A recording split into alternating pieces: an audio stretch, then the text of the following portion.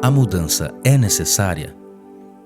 Primeiramente, temos de perguntar: a mudança é necessária?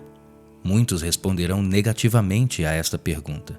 Muitos irão preferir a complacência em relação à nossa condição humana. Quando confrontados com a ideia de que precisam de uma grande mudança em sua vida, muitos dirão apenas: por que mudar? Você não pode impor suas ideias aos outros. Além disso, você não está sugerindo que a sua maneira de viver, a sua maneira de encarar o mundo é melhor que a minha. Se está sugerindo isso, deve ser um hipócrita cheio de justiça própria. Sugiro gentilmente que você cuide de suas próprias neuroses e me deixe em paz.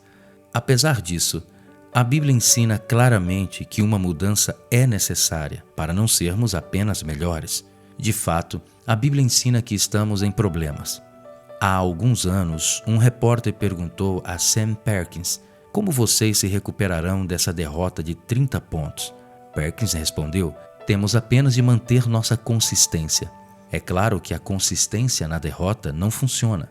Em nosso último estudo, consideramos algo a respeito da profundidade de nossa corrupção moral diante de Deus. Jesus disse: a luz veio ao mundo e os homens amaram mais as trevas do que a luz, porque suas obras eram más.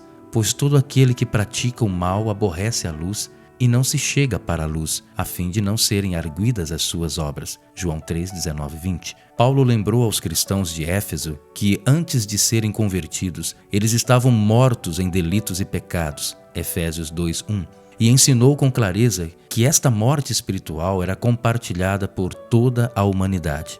Você recordará do capítulo passado como Paulo cita o Antigo Testamento em uma abrangente reprovação de qualquer reivindicação de sermos justos em e por nós mesmos. Que se conclui: temos nós qualquer vantagem? Não, de forma nenhuma, pois já temos demonstrado que todos, tanto judeus como gregos, estão debaixo do pecado, como está escrito: não há justo, nenhum sequer.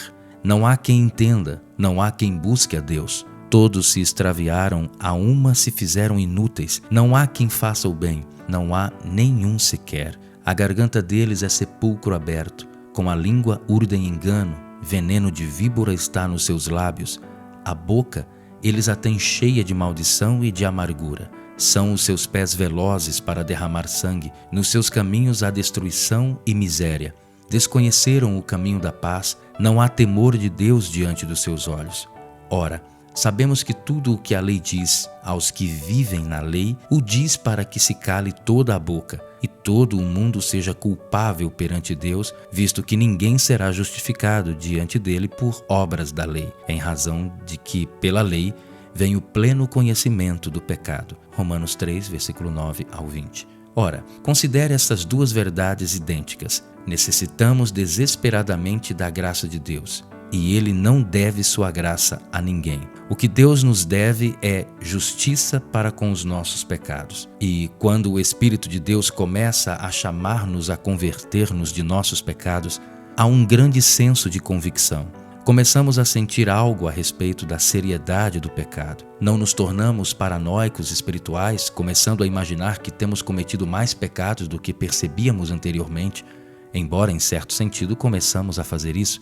O que acontece quando o Espírito de Deus começa a nos convencer dessa maneira é que, à medida que Ele focaliza nossa atenção a determinado pecado, esse pecado parece mais sério do que parecia antes.